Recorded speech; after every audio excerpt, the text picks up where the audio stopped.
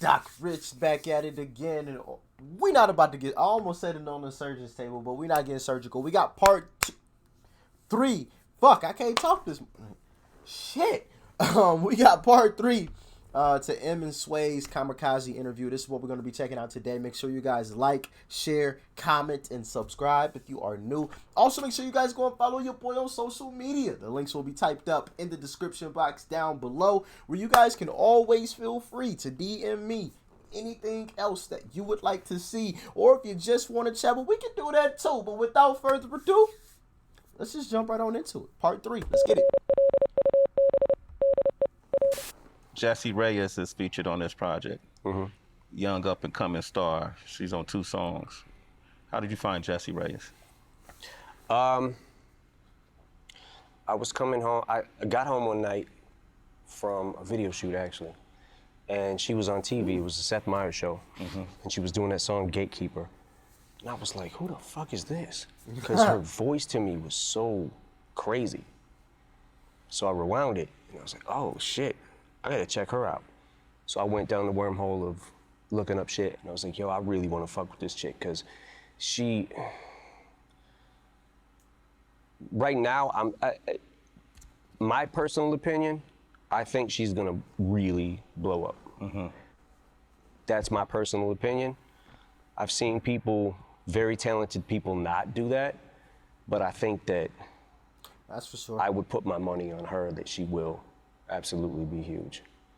But I don't even know if, like, necessarily in the pop world or anything like that. I don't feel like she does pop music. I feel like she comes from a real place, and she writes her own shit. First time I got in the studio with her, I played her a couple beats, and she just started writing to one right there. Laid a hook. In the Good moment. Guy. I was like, oh shit. So she wrote She's the hook. quick. To Good Guy. To Good Guy. Yeah. The one she's singing at the end. Yeah. There's Nice Guy, Good Guy. Good Guy.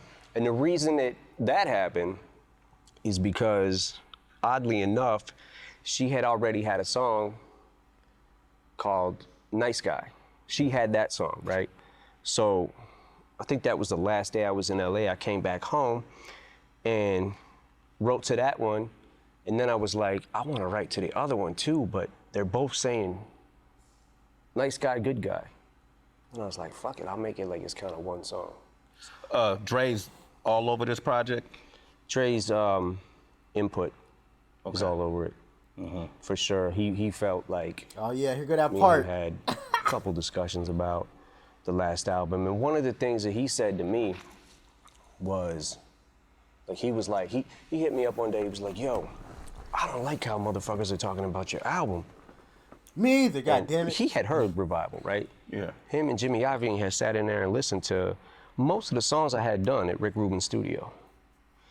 And based off that reaction, I think Dre was a little confused too when that happened with Revival. Probably not more so than me, but we had a conversation earlier in the year, and I think I had only had one song by that time. This was like January. Yeah. I had the one song and was thinking about releasing it, and then wrote another song. When I got back to Detroit, recorded it. Like, okay, now I got 2 songs. I might as well do a fucking album. And that's kind of how that came about. But I Dre like your thinking. also, there's a couple songs that he kind of deaded them just because he didn't have a good reaction to them, and he also felt like one of them was going a little far. That's what I was waiting on. Hey, man. What does that mean? Like, how? That's what I was waiting on, because in the last one we got a preview of that, and I was like, bro, what the fuck? What do you mean going too far? This M, nigga. This all he do is go far. I mean, the nigga from Neptune, that's far as hell. You know, so how in the hell does M go too far? Like, what? How far did it go? It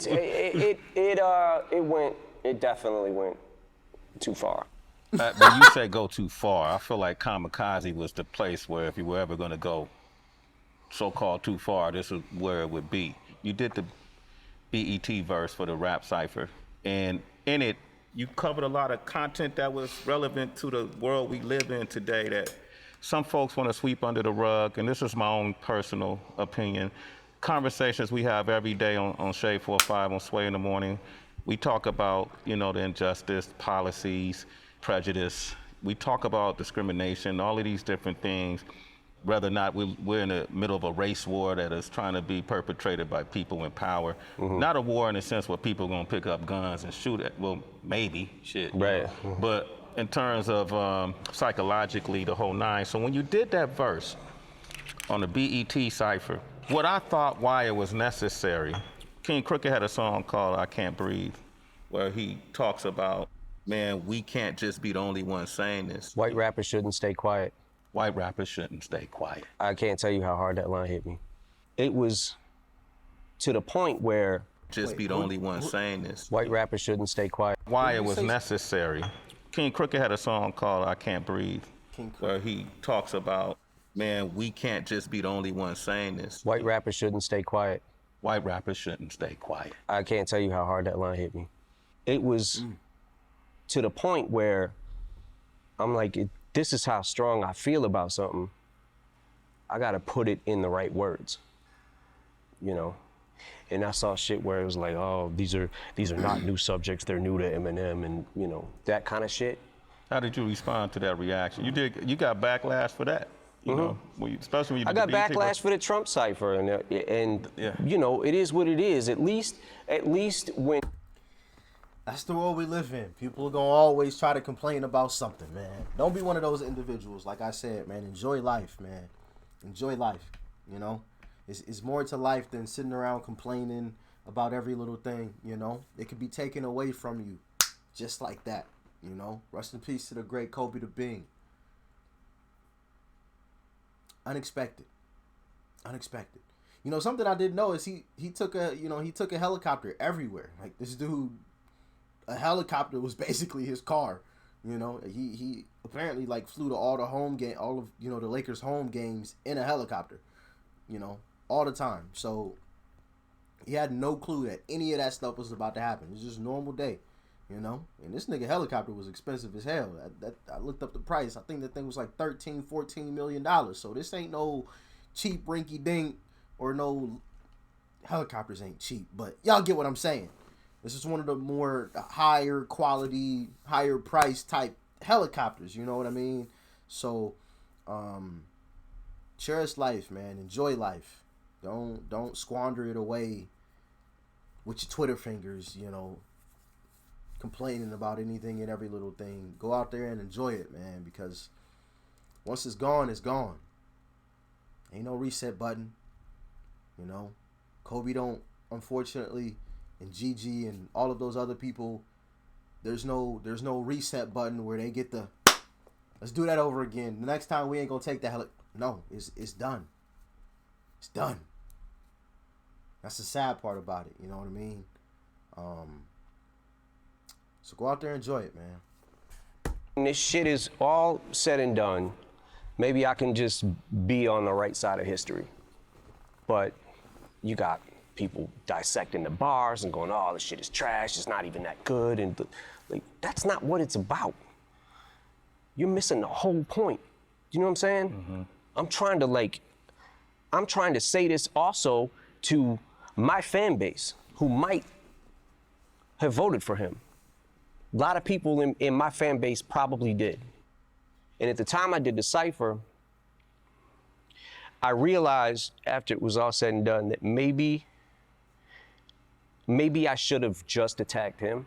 When you said you drew that line in the sand, maybe you should have not done that. You should have reworded it and showed empathy towards. Well, that's what I realized after I was done. That's kind of how I felt, because it's like, okay, this is backfiring on me, and I don't care. I don't give a fuck if that's what happened and hurt my sales. I don't care about that. Yeah.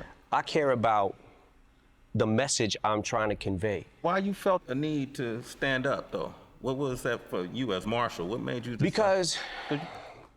Because I was just watching it every single day. I watch a lot of news, right? Yeah. The thing that pissed me off the most, that really set me off when I started going crazy with the pen, because I'm like, the Kaepernick thing. And when that shit happened and how he kept changing the narrative and kept changing the narrative, you fucking, I I don't want to get into this whole Trump thing anymore, but well, you mentioned at the end of the ringer, Agent Orange sending a Secret Service to your house. Did the Secret Service really come to your house after that? they came to my studio, yeah. Okay. And they were just basically asking me questions about my lyrics to see what the intent was behind them, and if I was making a actual threat or just expressing myself. So that really happened. Wow, that's crazy. Right now, what we're seeing too, because Colin Kaepernick that was man a named the visit. face of Nike's 30th anniversary Saw of that this morning. Just Do It. You saw that, right? And then you got a whole slew of people that are now burning Nike shoes and Nike. You know, that whole thing was some of the stupidest shit I've ever fucking seen in my life. People burning their shit because of Kaepernick. But forget about the whole Kaepernick thing. You're burning something that you already fucking paid for. You fucking idiot. It's just like, what? Some people's logic is just like out of this fucking world. Oh, I'm mad, so I'm gonna burn something I already gave this company money for. They already got your fucking money. Why are you burning it? That makes no sense. None whatsoever. So you just gonna go burn down all the BP gas stations because they spilled some gas? All right, good luck driving your car. You know what I'm saying? Like some people's logic sometimes is just ass backwards. Like, all right, if you don't want to purchase any more Nike products, I understand that. But for you to go out and burn things that you paid hundreds of dollars for, like that Nike already took out of your account, that hard-earned money, they've already taken it from you, and now you're burning that very thing. You should have just flushed the money down the toilet or just walked up to the Nike headquarters and just handed them $300 and walked the fuck out. That's basically what you fucking did. You spent the money and now you ain't got no product. Nothing to show for it. Done, finito. Now, like I said, if you wanted to say, all right, well, I'm not gonna purchase any more Nike products from here on out, that's one thing. But like, just the burning of shit, that's fucking stupid. What? Anniversary of Just Do It. You saw that, right? And then you got a whole slew of people that are now burning Nike shoes and Nike. I saw that products. It's infuriating. Yeah, what do you think? Infuriating. Yeah. Like, really? Nike supports people who kneel for the anthem. Oh, let's hear what M got to say. At this fucking point, come on. Seriously? Seriously? You gotta be a fucking moron to think that that's just what it's about and it's that fucking cut and dry. Yeah. You know what I'm saying? And for somebody to take a flag over a life is just like, wait, what? So you value a national anthem and a flag, something that was just thrust upon us. You know what I mean? Like, it's some material. Obviously, that material represents something. It has some meaning behind it, but still, like, you're taking that over an actual life simply because he kneeled. Like, he didn't fire a gun into the crowd or, like, throw a hand grenade up at anyone. Like, he took a knee.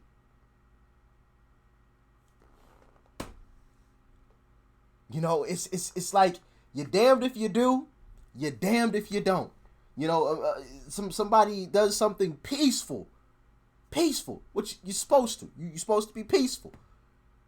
You ain't supposed to be out here, you know what I'm saying, causing a riot and doing all that shit. That shit gets nowhere. Peaceful. Now, took a knee.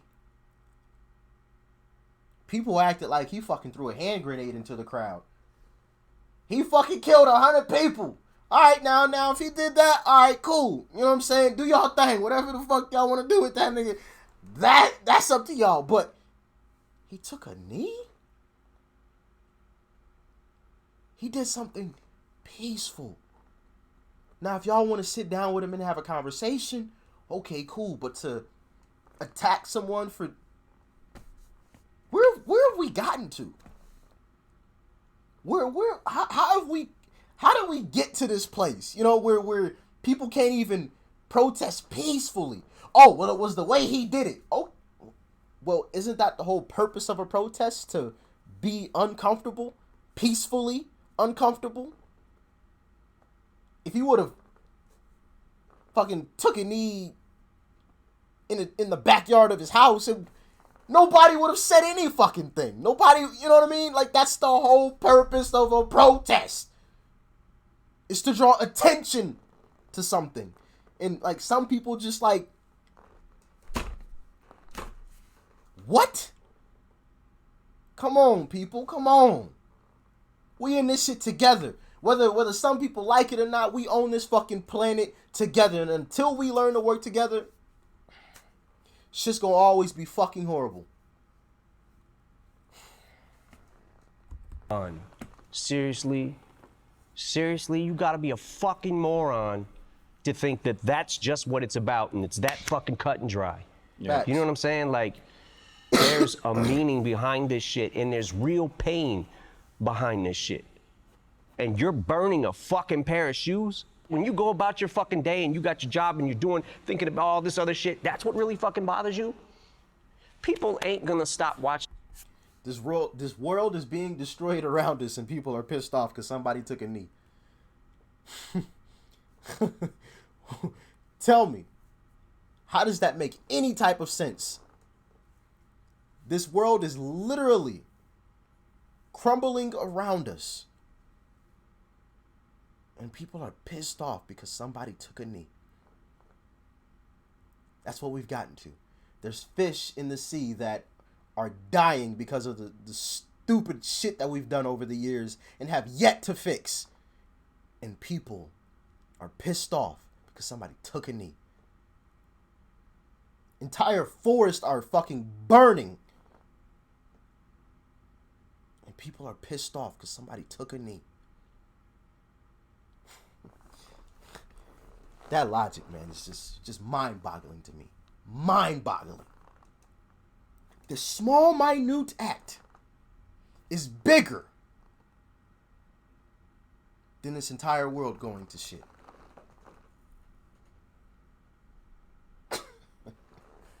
In football. They're just not. Yeah. Football to me is the best sport there is. And what draws you to the game should not be, if that's how you feel about your country and you feel like you should stand for the anthem, stand for the anthem. That's fine. But you also need to realize that this is America and people have died for these rights to be able to protest and to be able to take a knee. Stop making it fucking personal about yourself. You have nothing to do with this. I agree. We got to get back to Tyler, the Creator, man. I'm a big fan of Tyler's, and I recently. You see his face when he said, "I'm a big fan of Tyler's." Oh, this shit about to get good. I agree. We got to get back to Tyler, the Creator, man. He was debating on whether or not he wanted to say it. I'm a big fan of Tyler's. You know, and I recently saw him perform. I know that Tyler was a big fan of yours growing up, right? And then I recall you even reading about you saying some good things about our future, how they're pushing boundaries years ago. Yeah, for sure. And you said some great things about them as a talent, as pushing boundaries, as a group, our future as a whole. Yeah. What happened with you guys? Yeah, no, I really did like them. I thought like, I thought their movement was really cool too. Did y'all make music? We didn't make music, but you know, I just felt like, okay, there's a mutual respect, you know. And a lot of the shit that ended up happening after that, like the tweet he put out with talking about Shady 15 and why can't people that are close to him tell him that his shit sucks and it's trash. And like, okay, listen, man, you don't have to like it. And it could really suck. But being that somebody really was cool to you you would expect some kind of reciprocation, and just don't go public with it and publicly express your opinion and how much my shit is trash. Okay, so I chalk it up to them being young and just kids, you know what I'm saying? So it's like, all right, I've been there. You know what I'm saying? Yeah. Like, I was dick when I first came out. You know what I'm saying? Like, Still a man, dick you now was. I know. sometimes. Yeah. I feel bad about it. I'm sorry if I Fuck ever you, was a nigga. dick to you, but I don't think I ever was. Was I? Yeah, one time, man. But hey. Oh, yeah, that's true. We won't talk about that. Okay. Nah, man, so I liked him, and then Earl Sweatshirt gets in an interview after Tyler trashes me, and then Earl Sweatshirt, anybody who listens to Eminem's drinking too much Mountain Dew, and I was like, really? Like, what the fuck? Like, you know what I'm saying? Like, you guys were just on tour with us. We hung out, like, we kicked it, made jokes, like, you know what I'm saying? Like, so the last straw, like, look, I know a lot of this shit. I could come across being very petty, Yeah. but at a certain point in time, Very, very petty. someone has their breaking point. You know what I'm saying? So when Tyler tweeted out the thing about Walk on Water, this fucking song is horrible, I was like, all right, What? I need to say something now, because That track's This is smooth as fucking- hell. it's stupid. And maybe he just didn't get the meaning behind it. I don't know. Maybe that's what it is. Some people just don't understand the tracks, and so they don't like what they don't understand. You know what I mean? I don't know. Maybe that's what it is. You know? But at the same time, I'm not gonna let everybody just keep fucking, I'm not gonna be America's punching bag and motherfuckers just wanna think it's cool and safe to say whatever the fuck they want about me. I think it shocks people, because for all your career, you was the I just don't give a fuck guy. That can work both ways. How so? Because you don't give a fuck, you will fire back at somebody who says something about you. I picked and chose that I wanted to say my piece with. Yeah. Because a lot of those things were personal. But then there's a lot of things that aren't personal in Kamikaze. You know, it's just the game and competition. You know what I'm saying? And Spirit of an MC. spirit of an MC, yeah. But you know, with the Tyler the Creator thing, man, I realize now, and I realized when I said it, but I wasn't like in the mind frame of, I was angry when I said the shit about Tyler. The fact of like, No shit. every time I saw this kid, like, always so cool to you. You know what I'm saying? Like, I loved his energy, like everything, you know what I'm saying? Like, he was a funny dude, like, he's super charismatic and shit. But I'm sitting back like, man, at what point do I have to say something just to defend myself? And I think that the word that I called him on the album was, on that song, was one of the things where I felt like this might be too far. Because in my The homophobic in my slur. quest, in my quest to hurt him, I realized that I was hurting a lot of other people by saying it. And at the time, I was so mad, it was just whatever. But in the midst of everything else that was going on this album and the things that it took to pull this album together and all that kind of shit, it was one of the things that I kept going back to, going, I don't feel right with this. Before the album came out, I had the conversation with Paul and we spun the word back. But now I realize people can hear what I'm saying anyways. In the case of this, man, I feel like just, man, I wish you and Tyler could sit down and hash that one out now that you fired your shot back and he said what he said, because I think that's a special young man, and he could probably use your mentorship and you could probably feed off of what he has to offer as well. I could tell it's different from Joe or some of the other names. Yeah, it's definitely different. It's not as personal. It's one of them things like, all right, dude, you deserve a tap now because I think you thought it was cool deserve a tap now. because you slid with the other things, and I didn't say shit because, like I said, I was chalking it up to them being young and just kids, man. I'm like, but at the same time, at what Give him a little point bit of a pass. do I just got to keep taking this shit? I feel that. I feel that. People for sure. took that line and thought you were indirectly talking about Drake. What I'm telling you with these lines is, I don't know what's real and what's not at this point. I'm telling you that if I ever need a ghostwriter, I need to just fucking put the mic down. Shit. Hey, if I ever need a ghostwriter, I need to just put the mic down. Hey, that's facts. If M ever need a ghostwriter, shit, just put the mic down, cause shit ain't gonna be the same. You know what I mean? Shit will not be the same. If M need a ghostwriter, I don't want to hear the album. I don't, because it's not gonna be M. Nobody can match that type of lyricism. You know what I mean? And for him to have a ghostwriter, shit would not be the same. Hell no. You know, the voice would be there.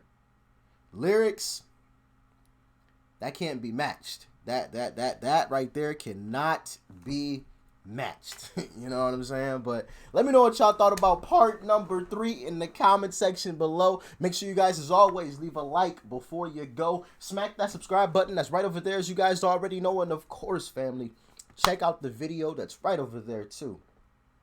You might like it. And I'm gonna catch y'all in the next one. Doc Rich, I'm out.